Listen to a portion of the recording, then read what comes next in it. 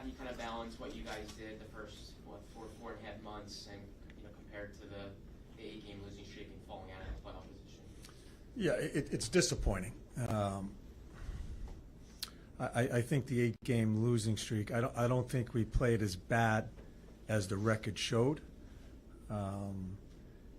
Easy to pinpoint that because it's so fresh in your memory. A lot of different things could have happened early in the year where maybe you have a few more points. Yeah, I guess the biggest thing is that I'm a little frustrated with that I couldn't get the team to close the deal. Right, that's what we wanted to do. It was a concern of mine. 25 games left or so in the season. Can we stay with it? I think it's my job to get it to the end. I think the team played hard right to the end. I just did not close the deal. As it was the messaging right at certain times. There's a lot of things that run through my mind as a coach when you're that close and then you don't get there. So that's something I've got to evaluate over the summer, and could I have done some things differently? And that's kind of the process I'm in right now. You spoke really since day one about how you felt the culture was different from training camp in. Mm-hmm. A good culture doesn't always translate to, you still need talent to go along with that strong culture. I guess, when did you realize that the talent was actually there to be competitive throughout the course of the entire season? When did I see that it was? The culture was good. When did you realize that the team was actually going to help the team and the talent was actually there to stay in it? Did you know that from the start? No. I think we still need to add talent to our team. There's no question on that. I think it goes hand in hand. When I saw the room come together pretty early on, you could sense that we found a way pretty quickly to play as a team, and I think that's really important in a long 7-month, 82-game schedule, the ups and downs. I think that's really where we're at as an organization. That's a really important point as far as one of those blocks of the foundation, to play as a team. So early on, I felt that we were going to be competitive. I think Carter started off really well. Urs, the tandem there, we were getting not great goaltending, but really solid goaltending. So you could sense it, and you could sense it within the room that let's go and let's block out the noise as far as where people thought we were going to be, and let's just keep it together. And so I think they both go hand in hand. How the room came together really quickly, and then when that happens, I could just sense the team. We played as a team. The thing that was really exciting for me is we talked about a change of style. My first year, we worked our ass off in how to defend because I felt that was a part of the game that we had to play better in front of our goalies. And then when we started talking about a different style of stretching the zone and checking forward, all these different types of things that we changed from our first year, and saw where our team went as far as playing off the rush, it was exciting for me. I wasn't sure where it was going to go. We talked about it as a coaching staff prior to the season and then introduced it to the players, and it kind of took off for us. Having said that, I watch us play, and we play. I love the way we played. But when you get to the last quarter or so, things change. That neutral zone shuts down. And that's where I think, and it falls on my shoulders that you can't play the same style all the time. We needed to add a little bit more forechecking. We have grind on our team. We weren't and won't and didn't get pushed around. But we need to develop more offense within the zone and the grind of it. And that's where that falls on me, that we needed to get more then at the end of the year because the game changes. And I think that's one of the points that I think hurt us at the end. I don't think we I don't think we spent enough time on that part of it. Yeah, so you know what I mean? Yep. Yeah, I think that's really important as the season and time of the year. Game changes in the National Hockey League. We grinded. I think we developed some offense, but a big part of our offense came off the rush during the year, and we just didn't get it done at the end of the year, and that falls on me. John, we talked a lot over the final month of the year about the idea of, you know, guys getting a chance to play in these moments. You're going to learn things about guys. Then you mentioned closer to the end of the year that, you know, if guys aren't playing well, you think it can be taught. You can teach them how to play in these situations. Obviously, not everybody on the team was great over the final month or so. No. Some guys were better than others. Yeah. I guess my question is how much are you going to hold it against the guys who didn't play well, just in terms of your view of where they fit in the long-term plan? Well, it's holding it against is the wrong way to put it. It's learning about them. It's as we project, we don't make a decision based on 2 or 3 games that they didn't play well. As we meet, Danny and I haven't even met. Danny exited the players and stuff like that. We'll meet next week. We're going to talk about this stuff as far as how guys stood in there in certain times. That's why it was important to be playing these games. And some guys that just weren't able to get it done. Now, do you make a decision they just can't handle it? Is that who they are, or do you continue working with them? All those conversations are going to happen here in the next week or so with the organization, Danny and everybody. I have my thoughts, and that's how you build. That's how you go about it. It's not next year. As far as ice time, it'll always be a clean slate when the season starts again. But we also have more information on players playing meaningful games, and so that's what we have to keep on spitting out here in our mind and in our thinking of, okay, let's see what happens with them now, but when we get in these type of situations again, are they able to handle it? Those are the decisions we have to make, but it's not one and done. Okay, especially the younger guys, we have to see, but when we see, we're certainly going to keep the information. Some of it's good information for people, some of it's not so good for others. But we're going to keep that information, and then I think you come up with a thought about what that guy is. Is he going to fit in this organization as we keep moving forward or not? And those are discussions we'll have as we go through the summer. Danny had been pretty adamant about wanting to keep a rebuild going, play the younger guys and stuff. When you come so close, do you feel like maybe you wish you had done more of a deadline? No, absolutely not. Absolutely. What we did at the deadline was right. And this is where you get stuck in the mud when you start thinking, okay, tell you right, we are a ways away. We have so much work to do with this team. There are holes in the team. It's going to take more time, and I'm telling you that right now. Just because we got close and looked at it, and it's frustrating for me because I felt that was a part of development. If you have that close to get there, I want to get in. And that's where I'm disappointed, because then you get to test them a little bit more in that type. You guys keep on saying this is like a playoff game. Those games were not like playoff games, Jackie. They weren't, because they weren't playoff games. We wanted to get there.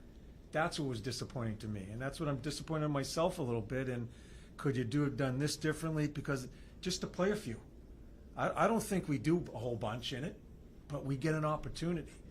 So get that thought out of your head. We're staying with the process, or it turns into a team just spinning its wheels in the mud again. And no, that is not the philosophy. That is not discussions that we've had. We are sticking with this, and it is going to take some time. You just mentioned you guys are a ways away. You turned 66 in 2 months. Mm-hmm. Do you still feel the same measure of energy, of competitiveness, everything that will go into seeing the end of that process? Can I ask you a question? Is this a question based on what was thrown out there? As far as a front office job and stuff like that? No? Okay. I am as energized as I've ever been. This team here, the organization, I love working here, and I'm already thinking about next year, and we'll go. I just spent an hour with Danny.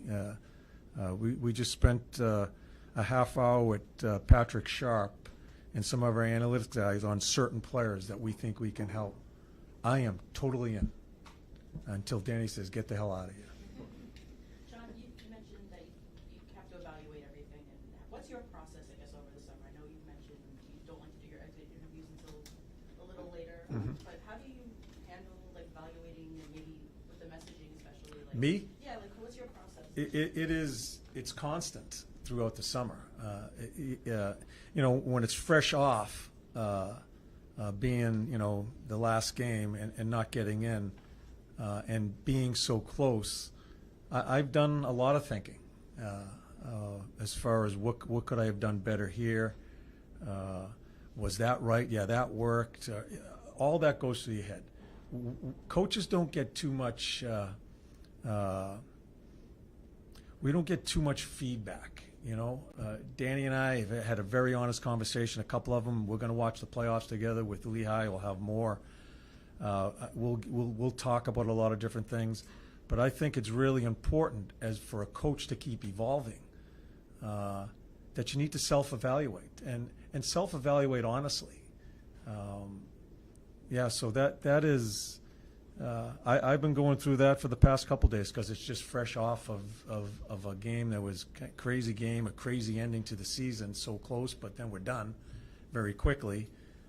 So that's constant for me. I don't know how else to explain it. It's a game of mistakes for the players. It's a game of mistakes for coaches.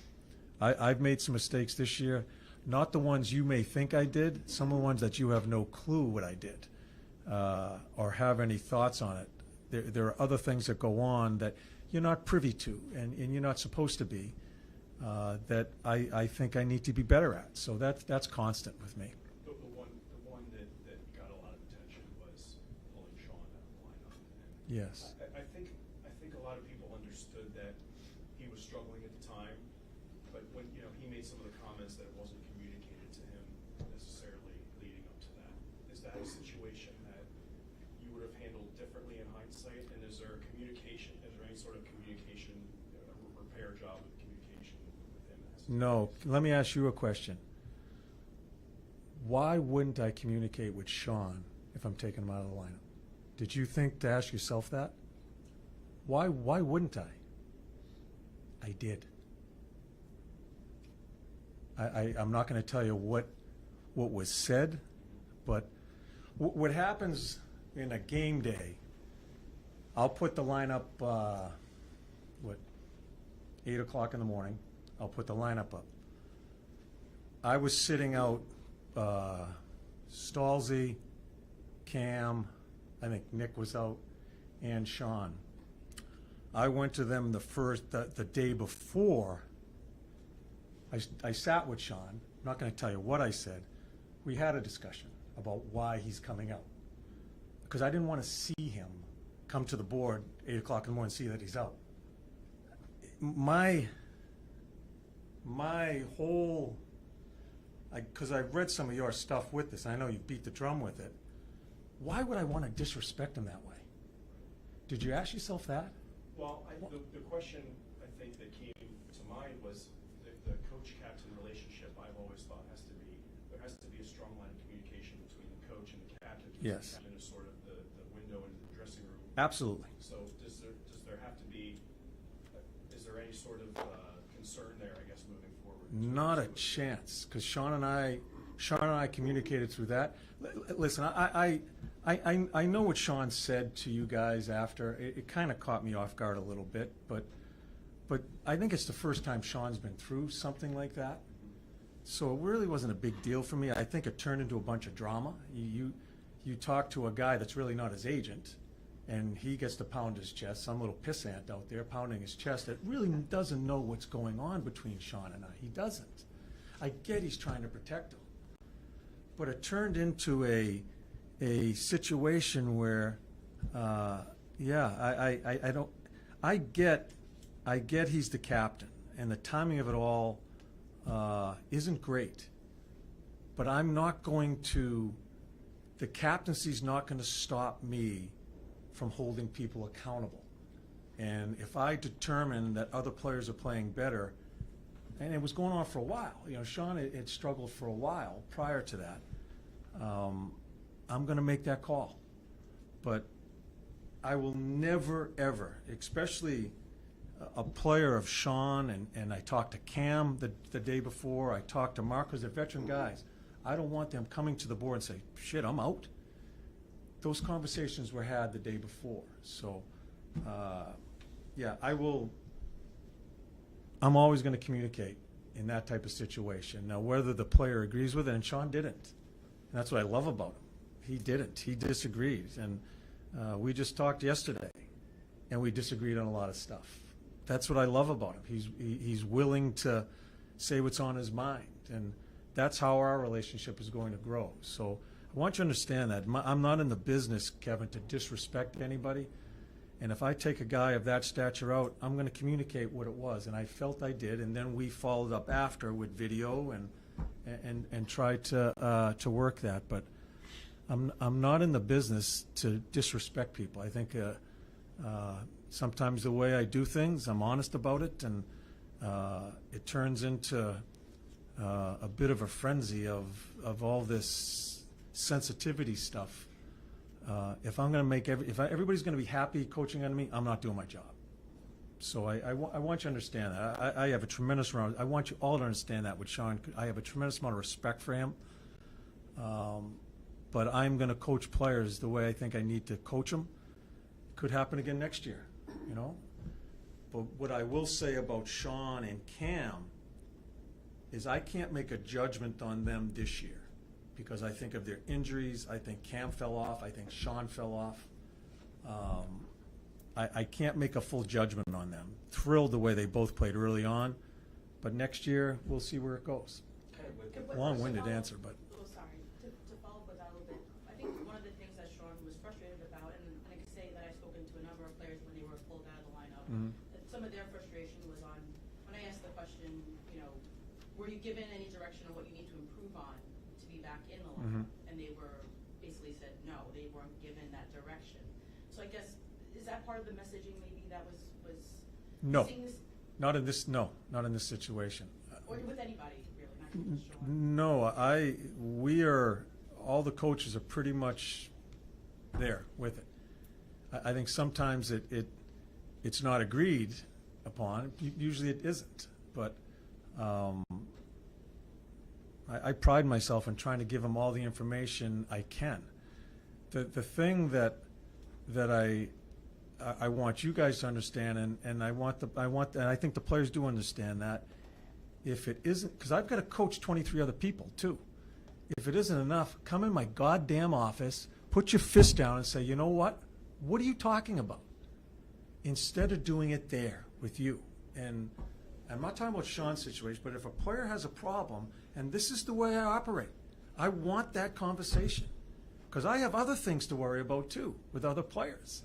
And that's what happens with players sometimes. They have to be selfish about themselves, because I think that's the way they can be the best they can be.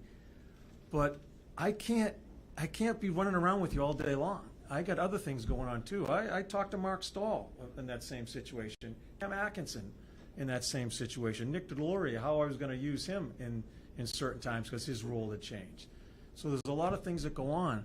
I want players to come to me if they have a bitch and they haven't got enough information, because I am right there for them. With regards to Sean, you mentioned that with him and Cam, you can't fully evaluate them because they were coming off injuries. I guess with Sean, in the first half, you used him pretty heavily. Played well. Do you think that in retrospect, maybe you wouldn't have used him as much and No. try to get more out of him over the course of the year? No, I can't. I don't have a crystal ball. No. And you think Sean was pissed off if I sat him then? If I'm playing him 10 or 12 minutes early on in the game, he'd be pissing and moaning then at the beginning of the season. Absolutely not. You guys can pick it apart all the way you want. Coaches don't have a crystal ball to find out what a player is going to be later in the year. I'll leave it at that. I just want to make sure Sean and I we're on. We communicated yesterday. Are we going to agree to disagree? Absolutely, probably a lot. But that's what I want. I think that's what a captain's about. The captain's got to come to me and say, you know what, this is going on. Can we fix this, or whatever it may be? And I think that's what it's going to be a relationship. I think it's going to be a very strong relationship. What's it been like watching Zamula grow this year from where he started at the beginning of the season to how his game has just evolved over the year? Yeah, he is has more to grow. I think was towards the end of the year, in a long year, in a situation where he's put in a lot of spots, was inconsistent. But that's a big man that has the willingness to make a play, a willingness to look through plays, hold on to pucks and make plays. Helped our power play. Our power play stunk, but helped it at certain times, but fell off. I thought he took a big step in the right direction in progressing, as our team did. I think our team progressed. I think he progressed. I still think there needs to be more as we keep on working with him. John, Few more before we get to Danny. sure. In regards to the power play, the issues have kind of preceded Rocky Thompson's Yes. time here. But when do you start holding the coach accountable, or are you going to think about the coach at all in terms of overseeing this moving forward? No. I think Rocky is a terrific coach. Danny and I have talked about this. I think three really big points with our team that organizationally we're going to have to discuss and even ask. I think we've got some pretty bright offensive people within our organization that played in the league, a while back, and well, not a while back, some just a little bit, but I think we need to have a discussion on our power play. But Rocky Thompson is one hell of a coach. He's so frustrated, as the players are, as we all are, with our power play. So Danny and I got a general manager that was one of the best power play guys in the game. So we're going to sit as an organization with those people and just discuss it this summer. I think it's a point of emphasis for us, our power play. I think our 3-on-3 play is a point of emphasis, and I think our 4-on-4 play has to be. I think I made a mistake this year on our 3-on-3 and 4-on-4 that we did not practice it enough. It's sometimes hard to practice because you got other things going on, and sometimes that just may be a couple of minutes of the game. But I think it's so important, and I think I failed the team this year that we did not do enough work on that. We did a lot of work in the power play. It just it was not good. Organization, we have to sit down and talk about that, and Rocky Thompson for sure is going to be in that conversation. John, do you see it as more of a personnel issue then? I think it's I think we talked about we've got to bring more talent into the organization, sure, and that's not blaming the players that were on the power play, but we have to add talent to our team, and I think that'll help those three special teams: the power play, 4-on-4, and 3-on-3. But it cannot be as bad as it was this year with the people we had. So we have to look at ourselves with this here, and organizationally we're going to have conversations. I think Rocky has tremendous ideas. I think he thinks out of the box. But Danny and I talk. Let's just bring in some other people. Patrick Sharp is in this organization. Danny Heatley's in this organization. We've got some guys that I think we need to look for different ideas and discuss it because it's that important and it's been that bad. Could you envision a scenario, because you have these guys internally, Patrick Sharp, Heatley, John McClare, who are in different roles. Could you envision a scenario where, obviously it doesn't sound like Rocky's going anywhere, but you guys could shuffle the roles around a little bit, where someone could almost be like a standalone power play coach? No. I think we can do this. I think we can do it as what my staff is right now, but also get ideas from other people. That's what it's one of the true perks for me as a coach to have a general manager that's an ex-player and a pretty damn good player in his day and has gone through the minors, has done it all. I rely on him in helping me navigate through this. So we've talked about this, and I think we're going to bring discussions will be good. And there'll be discussions throughout the year, I'm sure, once we start this. I'm not sure what it looks like yet because we just started talking about it, but it's a very big point as we move forward here. That power play, it's not as bad. It shouldn't be as bad as it has been with the people that we have here right now. I do think we need to add talent to our team, not just for that, but if we're going to go further up the process here in building. So we've got to we're going to explore this, and I've never done it this way. I'm really anxious to see what it looks like. You mentioned the goaltending as being a real key to the first half. Yeah. That's kind of the end footing. Would you be comfortable going into next season with Sam and Ivan? I know you probably don't know much about Ivan. Yeah, I don't. I think Ivan, I put in a hell of a spot. I think when I put him in, when I pulled Sam, put him in, easier to play then than to give him a game, think about it. All the stuff that kid has gone through with his family over there, all the stuff that he's gone through, it's a hell of a spot. I'm going to lean on Dilly. I want to see. I think he needs to get in better shape. You know, it's been such a crazy time for him, and just have a better focus coming over to a new country. But Sam is. You know how I feel about Sam. I talked to you guys about. I just think he's made tremendous strides. There were struggles because I played the hell out of him, and as I said to you last week, I do the same thing because I just do the same thing. But the way he answered at the end, I'm glad he can hang his hat on that. So right now, I mean, that's where we haven't talked yet, Kevin, as far as Danny and I, organizationally, what's down there, what's going to go on. But right now, that's probably what it would be. Some players say that it's going to take some time for them to process the season. Do you want them to take those kind of weeks to reflect, or would you rather them just kind of take some rest and then immediately start preparing for next season? Yeah, I think players, they'll spend some time, but listen, if they spend some time thinking about it, they should feel good about it. I think we forget, because we get so close that, holy shit, this was an awful year. We progressed this year. A number of players progressed this year. I found out a style of play fits us this year. I found out that we have some work to do how to play in other parts of the year. These are questions, and I think we have some answers. So if you're getting answers, and most of them I think are positive, then you've progressed. So I think the players should feel good about themselves. I don't do exits. I had 2 or 3. I just need to talk to 2 or 3 players yesterday. I saw a couple in the gym working out. That room is one of the most impressive rooms I've been involved in. And talking to some of the guys yesterday, I think they basically echoed that. They're all out golfing. I'm so jealous of the players. They get to go play softball yesterday. Now they're out golfing somewhere, but they're together. That is so important. There's going to be changes. Some won't be here, and there'll probably be some ads, but we don't. I just think we have a good footing, and that's so important as we started this process. Last one.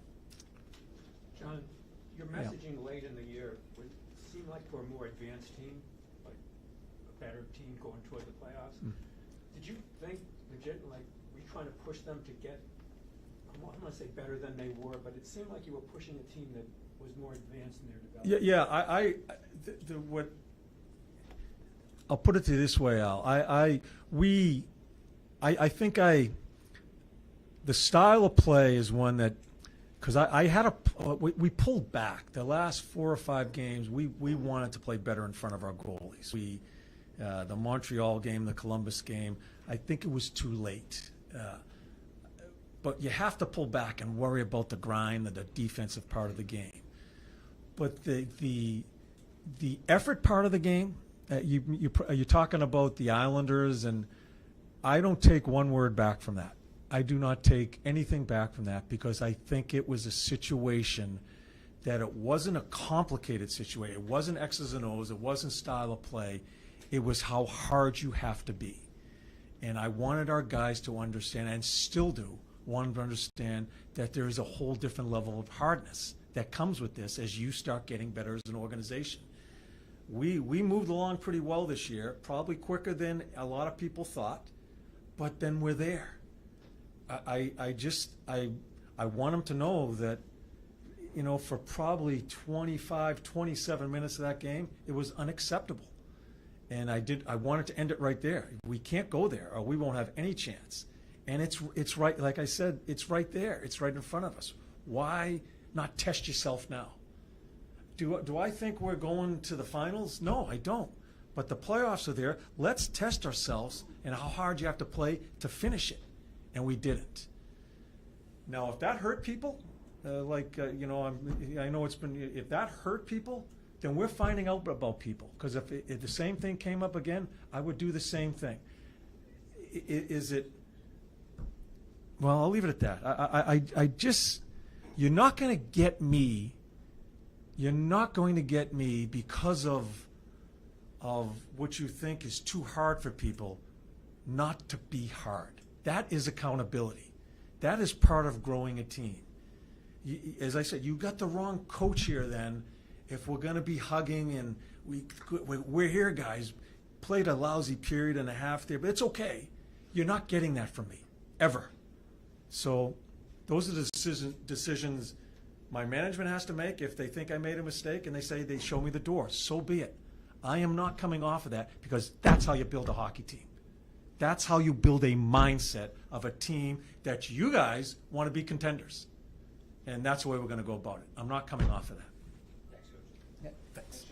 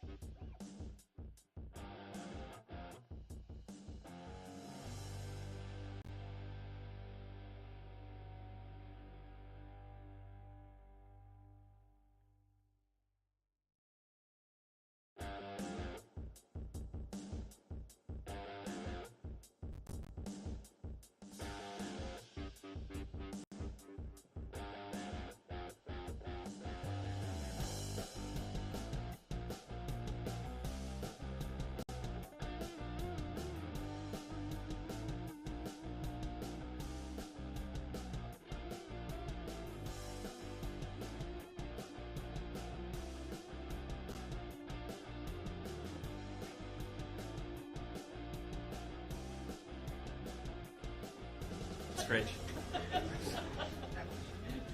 there a comic relief? Danny, when you look at this season, with the exception of Nashville, you beat every team in the NHL at least once.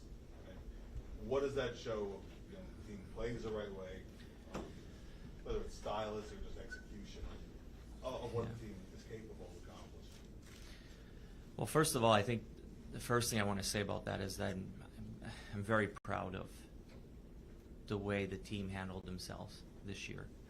The players, the coaching staff, it's been an impressive year. Now, I know we focus a lot on the last 2 weeks and the slide and not getting into the playoffs, and it would have been awesome to get in the playoffs. And believe me, that's a huge disappointment. And I know it's your job to remind us that we slipped and we didn't make it, but it's also my job to make sure that we don't focus on just that part. There's a lot of good strides that were made from a lot of different players this season. It was an impressive season. I'm proud of how our guys battled, the way they were torn apart before the season, being told that they didn't have a chance to compete, being at the bottom, supposed to be at the bottom of the standings in the whole league. So very proud that they didn't let that affect them. They went out, they got together, they were a team, and they battled together, and that's what I'm really proud of our guys for. Danny, you talked at the start of the year, Tort said this as well, about the idea of the rebuild, but also that the players are going to dictate how long the rebuild takes. You guys, I think everyone would agree, exceeded expectations even if you didn't make the playoffs. Yep. Have the players sped up the timeline for the rebuild? Tort said you guys are still rebuilding. It's a good but question. Have they sped it up? Yeah, at all? it's a good question. It might be a little too early to really have a yes or no answer. A lot of players have opened their eyes and realized that they were maybe more ready than we thought.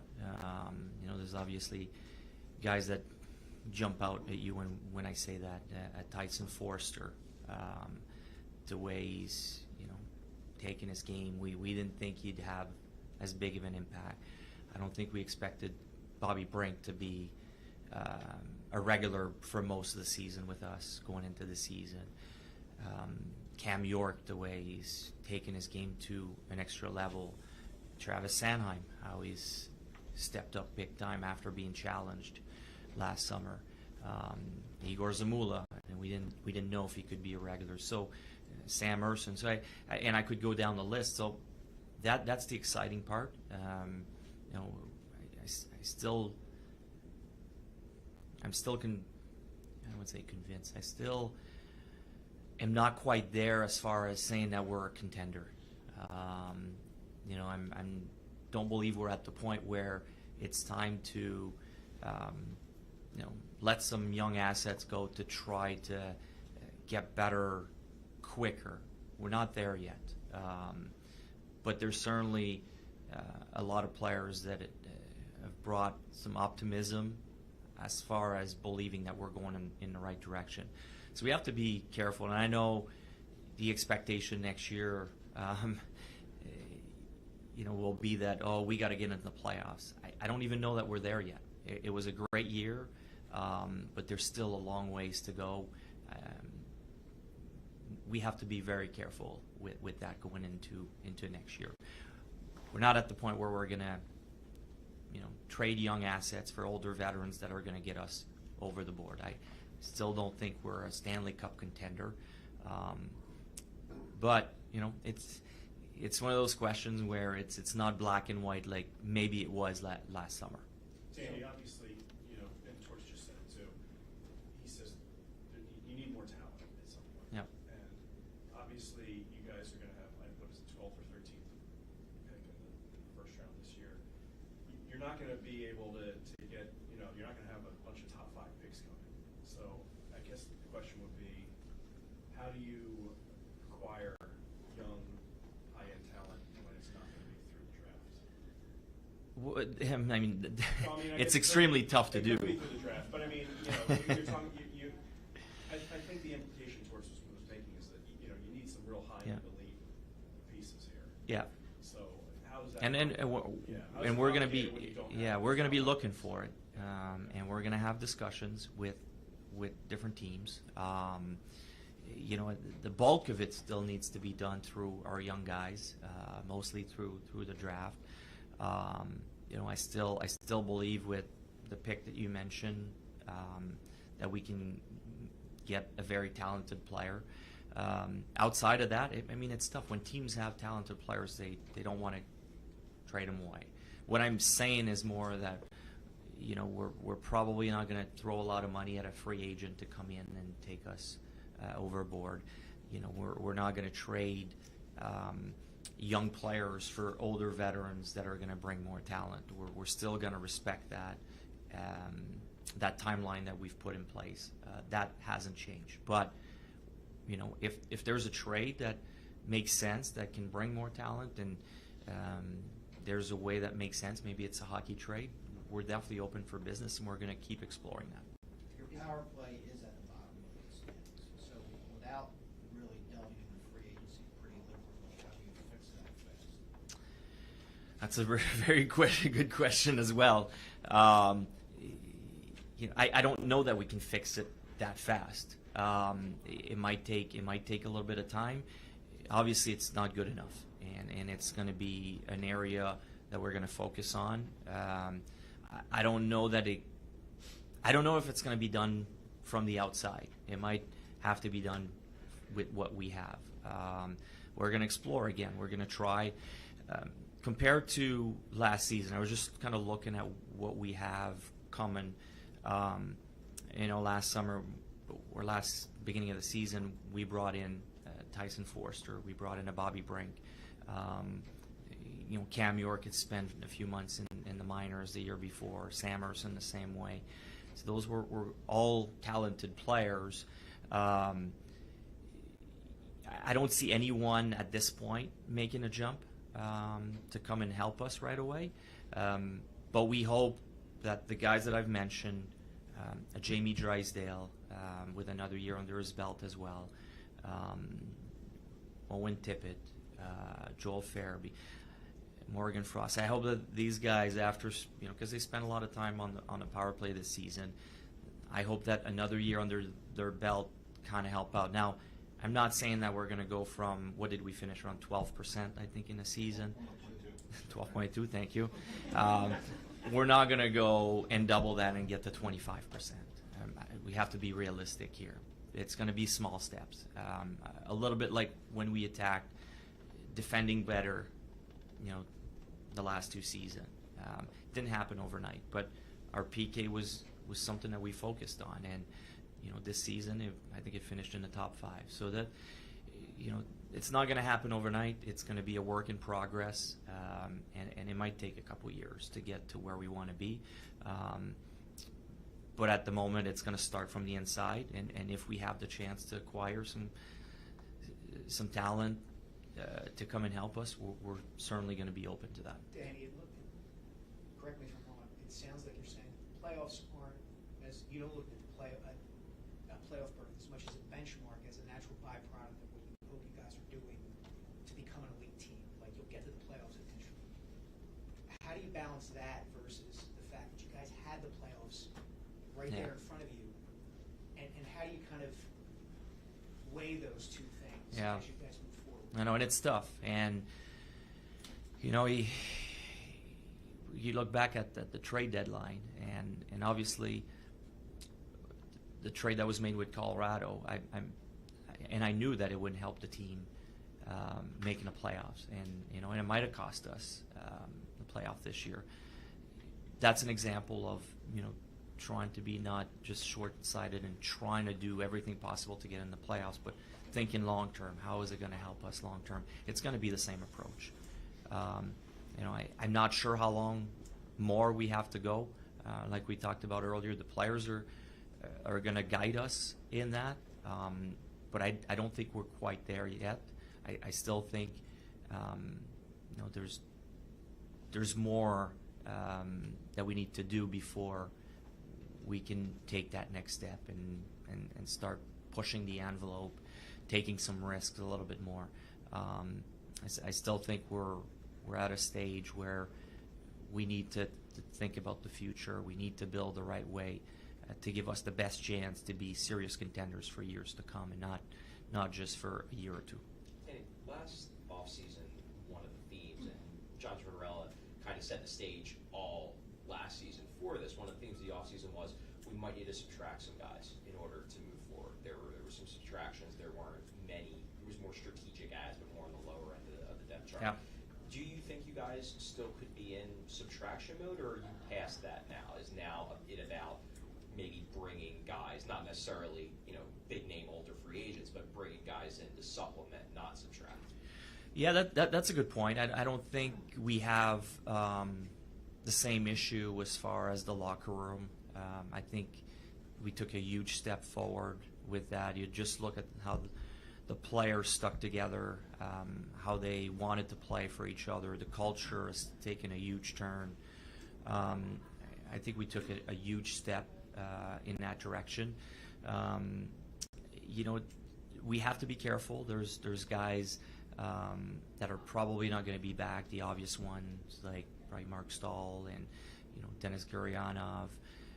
So we have to be careful with that. With veterans leaving the locker room. So we're going to take a good hard look at that. But we're also hoping now that some of the younger guys keep taking a step. So a lot of them took a step forward, and we're going to need more guys to take another step next year for us to keep advancing in the right direction.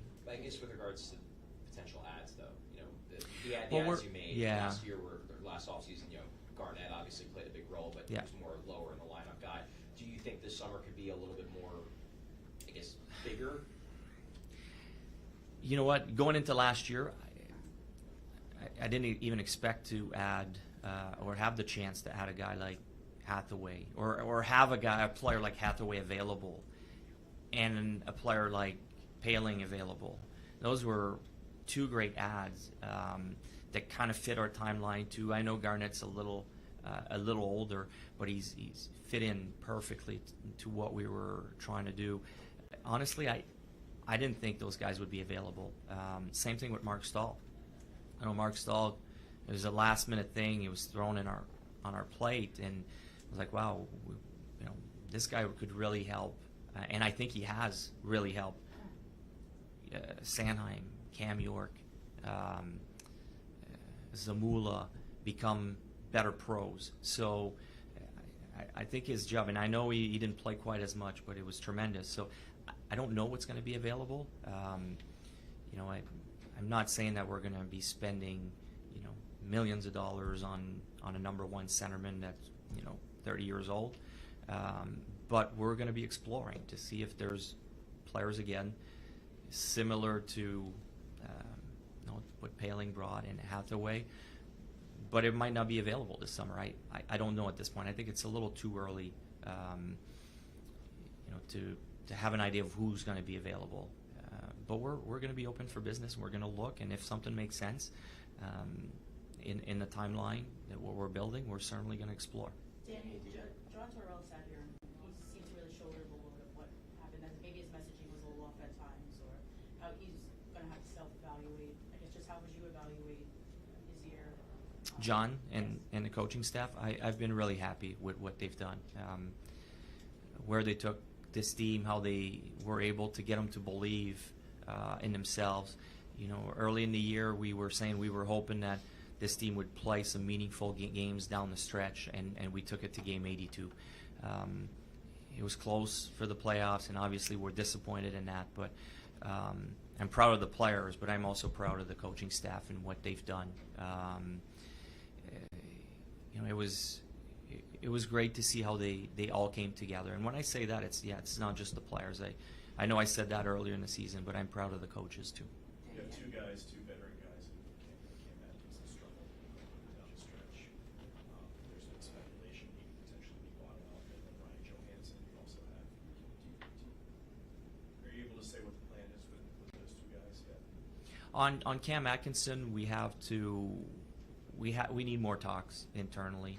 John and I have had a brief discussion this morning, high level on the team, mostly, down the stretch and stuff like that. We haven't gotten really deep into the players yet, and who's coming back, who's not going to be back. So it's a little too early on Cam. We want to take time to go back. Cam was really good early in the season. And it's kind of like I look at him and Sean. It's tough to evaluate them after missing a full year, almost 2 years for Sean. So we have to be careful with that. I need a little bit more time and sit down with the rest of our staff to analyze a little deeper with that. In Ryan Johansson's case, all I can tell you is I don't expect him to be back. I don't know if he, exactly the situation. We're dealing on the medical side with him. I think the number one thing for him is to get him back to being able to play at this time. He doesn't think he can play hockey. It's again, I wish I had a better answer for you, but we need to get him better to figure out if there's even a remote chance of him dressing for the organization at whatever level. Danny, how do you view your goaltending situation going into the offseason?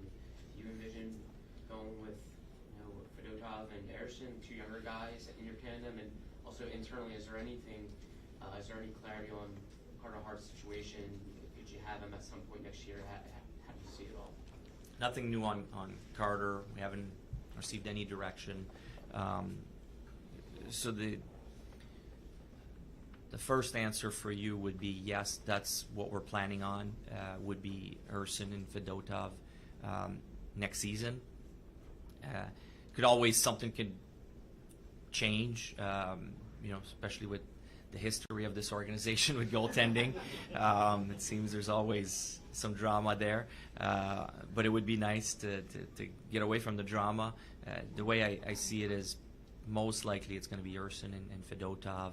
I'm going to have the chance to go watch Kolosov in person this weekend. I'm really excited about that.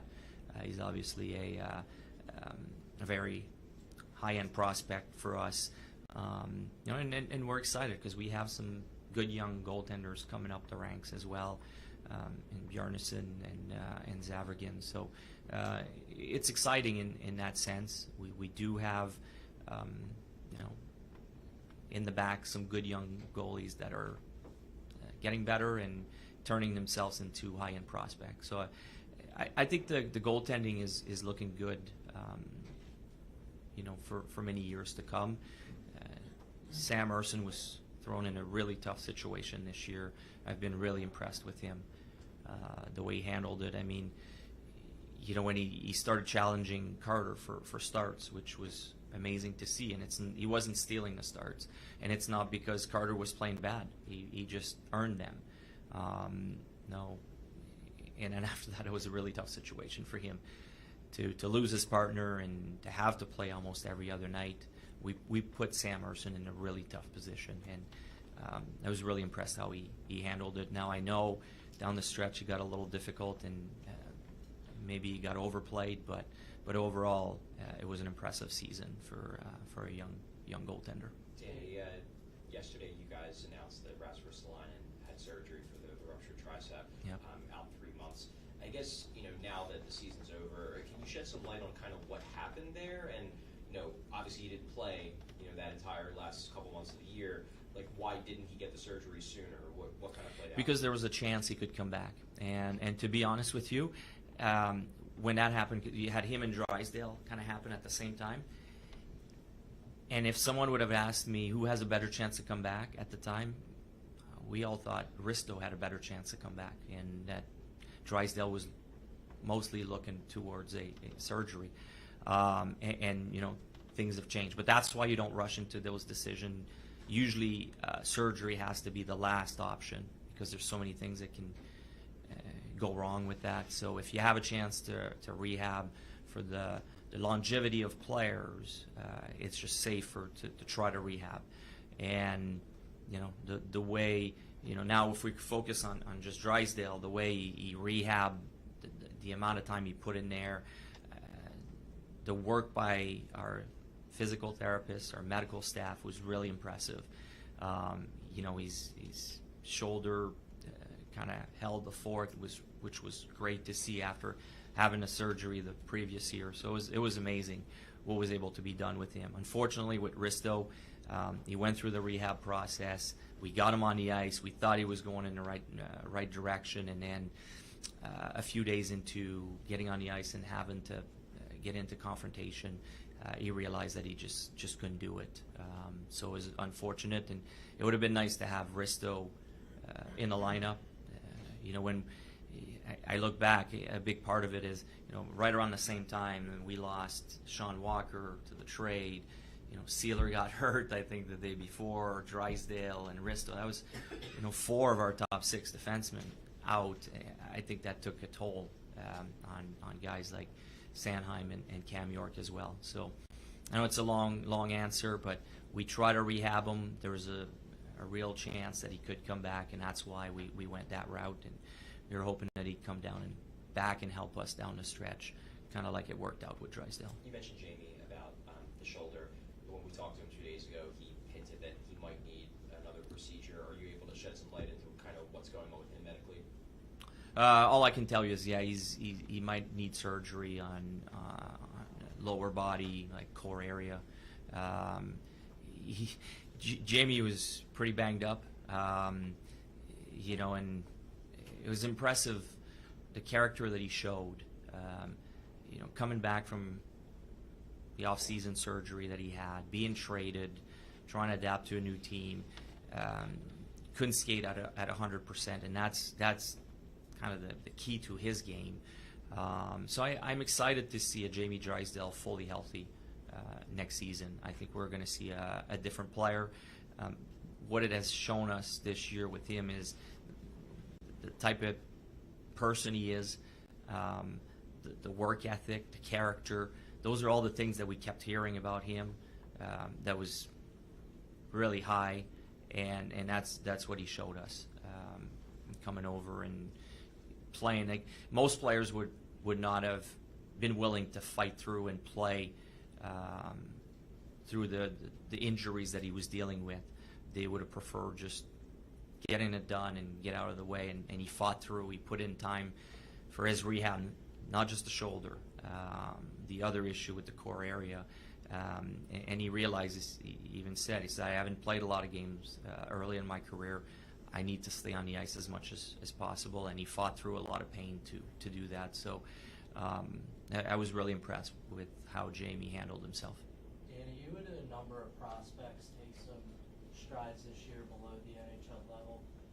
Where's your confidence level in some of those players compared to where it was at the beginning of the year, and how might that impact certain decisions you make on which players to acquire? Well, I mean, we have a lot of prospects. Do you have any names specifically that? Bach and Barkey. So, both guys had tremendous seasons. Oliver Bunk took a big step, has really surprised us with the offense that he brought. We knew he was going to be a very solid defender. We had some of our staff watch him. We've been watching him in the playoffs. He plays already a very mature game. What we expect for him is to go back another year a junior. We don't want to rush his development. We want to make sure he gets to keep developing. The big thing for him is he played for Team Canada. He had a pretty good role, probably in the top 4. I expect his role to play at the World Juniors for Team Canada to even expand on that. And that's what we're going to expect. I think his junior team in London, they're already a good team this year. They finished, I believe, first in the OHL, and they're in the playoffs right now. They're not supposedly going to lose a lot of players, so they could be, again, a very top-end team next season in the OHL. So for his development, I think it's great. It's perfect. He's in the right spot in London. We're excited about that. Barkey is similar as far as the team that he's playing on. The goal for him would be he got 100 points. I don't know how much more we can ask from him at the junior level, but maybe he expands and rounds out his overall game.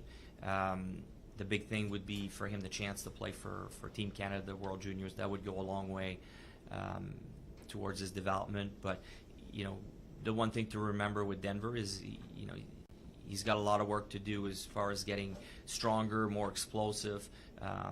Being a smaller in stature, he's going to have to have a high-end motor. So keep developing. His strength and power will be key for him in the off season. Danny, you guys signed Owen, to a lengthy contract. Travis is up this off season. From a team building standpoint, how do you balance the decision to commit to a guy long term in a salary cap sport versus the flexibility you need to have year to year? I guess how challenging is it to pick the right guy to say he's going to be here a long time? Yeah, a big thing is having a chance to know the players. We traded for Owen. To be honest, he blew us away with his character, his work ethic. We were hoping that he would turn out to be the player that he's shown, but there was no guarantee. The good thing before signing him is we had the chance to know him. It's not, going to free agency and hoping that the player is exactly what you hope for. And Owen fit in perfectly as far as the timeline, age group. Just what he's shown us as far as a team player, how he prepares, how he trains. We felt that it was someone that had earned it, deserved it, and that we didn't have any worries as far as committing long term to him. So as a general matter, a team can swing and miss on a correct contract like that and really damage itself. Correct, and that's constantly what we have to evaluate with the players. And there might be some tough decisions in the future. I don't know, but that's part of my job. That's what I have to evaluate, what the advantages and not of signing a player long term. So and it goes to with when you're signing players. It's funny, we were talking about that with Torts. There's sometimes from the outside you want people feel, he should have signed him for 5 years or 8 years. But there's also the timeline part of it. Sometimes, like for bridge deal, for example. So you can have a player, if you sign him to a 2 or 3 year bridge deal, but even though you know that you want him long term, you can extend that instead of signing him straight away for 8 years and having to renegotiate with a player at 30, 31, 32.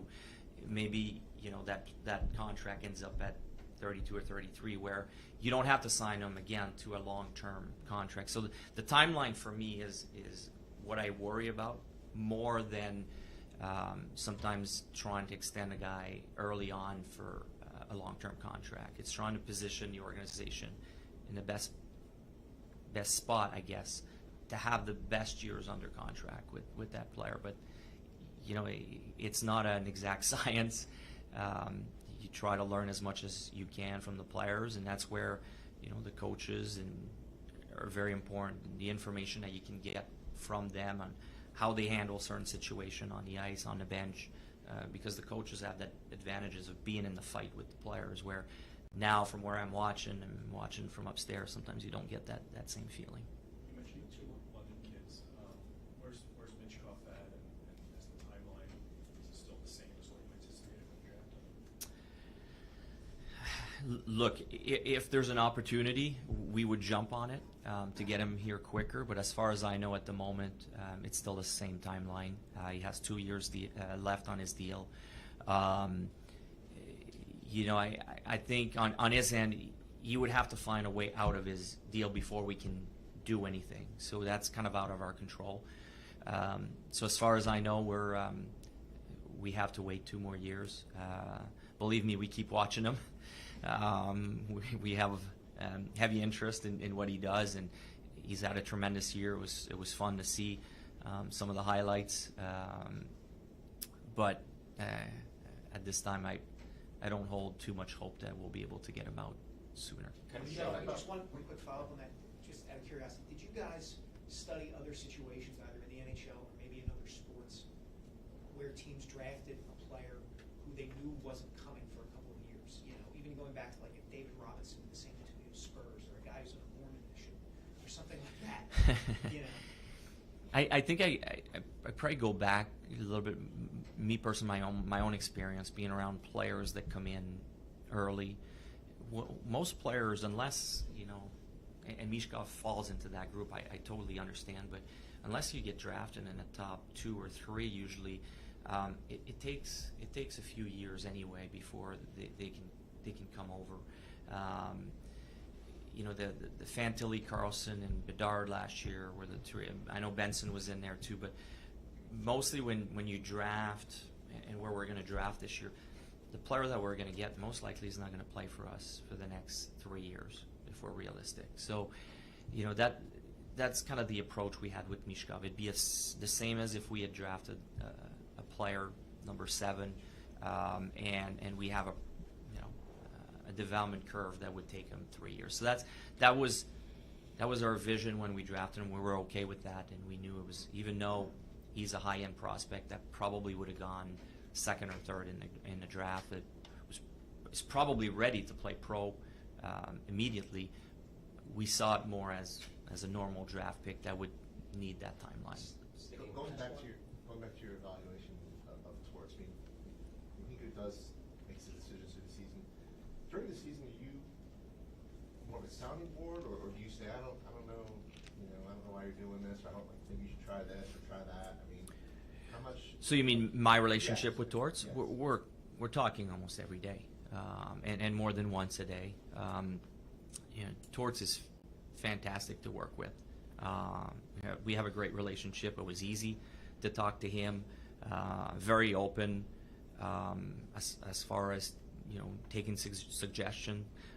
It was a blast.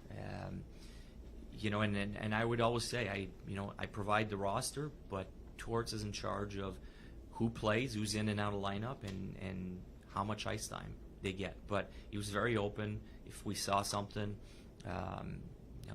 there's never any pushback as far you don't know what you're talking about, or you're not around, or actually it was the opposite.